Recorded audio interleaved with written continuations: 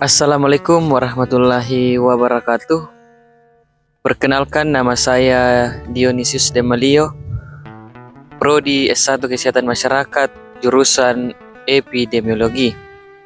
Di sini saya akan menjelaskan mengenai tugas yang diberikan oleh Ibu Wida Winarti, yaitu epidemiologi klinik. Di sini saya akan menjelaskan mengenai definisi epidemiologi. Epidemiologi berasal dari bahasa Yunani, yaitu epi yang berarti pada dan demos yang berarti orang, dan kemudian logos yang berarti studi atau mempelajari. Hingga saat ini definisi epidemiologi dapat diartikan sesuai dengan Porta tahun 2014, yaitu yang pertama, epidemiologi adalah studi tentang kejadian dan distribusi kejadian atau keadaan dan proses yang berhubungan dengan kesehatan pada populasi tertentu, termasuk tentang faktor-faktor penentu yang mempengaruhi proses tersebut.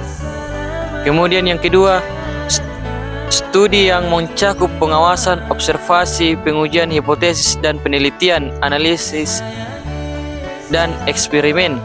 Kemudian yang ketiga, determinan adalah semua faktor fisik, biologis, sosial, budaya, dan perilaku yang mempengaruhi kesehatan. Adapun definisi epidemiologi klinik.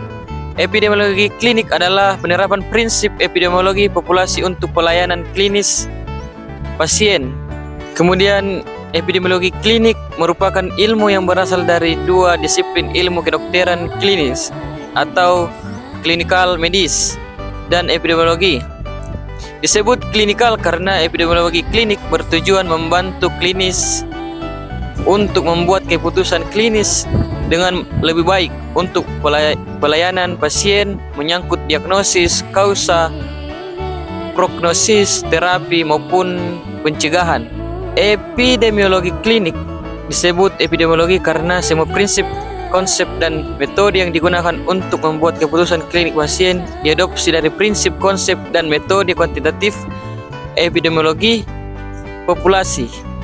Adapun ruang lingkup epidemiologi klinik, yaitu mencakup studi tentang distribusi dan determinan kesehatan dalam populasi, fokus pada penyakit menular dan tidak menular. Epidemiologi klinik berperan dalam menganalisis penyebab, pengendalian, dan pencegahan penyakit melalui data frekuensi dan distribusi yang berkaitan dengan faktor risiko. Adapun bagian-bagian epidemiologi klinik, yaitu yang pertama, pengumpulan data, yaitu mengumpulkan informasi terkait penyakit dan faktor risiko, yaitu misalnya kita turun ke lapangan untuk mencari tahu terkait dengan penyakit dan faktor risiko yang menyebabkan masyarakat terkena suatu penyakit. Kemudian analisis data. Analisis data untuk memahami pola penyakit. Apa-apa saja penyakit apa yang biasa terjadi di masyarakat. Kemudian metodologi penelitian, pelatihan dalam desain dan pelaksanaan penelitian.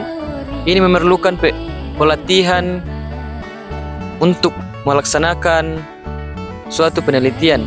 Kemudian yang berikutnya, konsultasi penelitian, yaitu memberikan saran terkait penelitian epidemiologi. Yang terakhir adalah uji klinis, yaitu melakukan penelitian intervensi untuk mengevaluasi efektivitas pengobatan.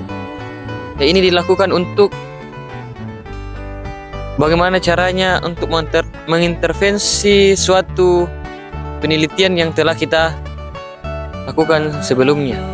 Adapun beberapa contoh kasusnya, mari kita lihat. Ya, baik. Jadi, adapun contoh kasus daripada epidemiologi klinis, yaitu penyelidikan epidemiologi kasus demam dengue. Ya, jadi yang kedua adalah studi epidemiologi deskriptif kejadian pneumonia pada balita.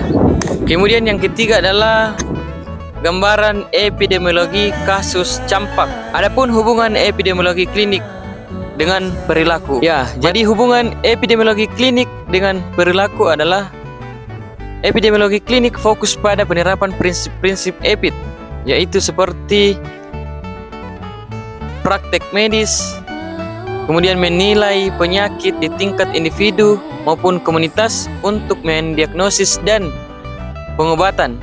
Sementara epidemiologi perilaku mempelajari bagaimana perilaku manusia mempengaruhi kesehatan, seperti kebiasaan hidup sehat yang berkontribusi pada risiko penyakit. Mungkin itu saja yang bisa saya paparkan mengenai mata kuliah epidemiologi dengan judul epidemiologi klinik. Kurang dan lebihnya mohon dimaafkan. Assalamualaikum warahmatullahi wabarakatuh. Shalom. Hidup mahasiswa.